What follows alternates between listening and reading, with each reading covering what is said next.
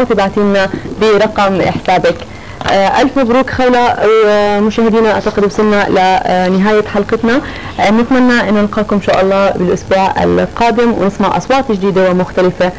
إلى اللقاء. مبروك إذا للي فازوا وحد أفضل للي ما ربحوا معنا. لا تيأسوا مشاهدينا بمسك الخط، نشكر متابعتكم. إن موعدنا معكم يوم الثلاثاء المقبل نفس الموعد ونفس المكان. الله معكم.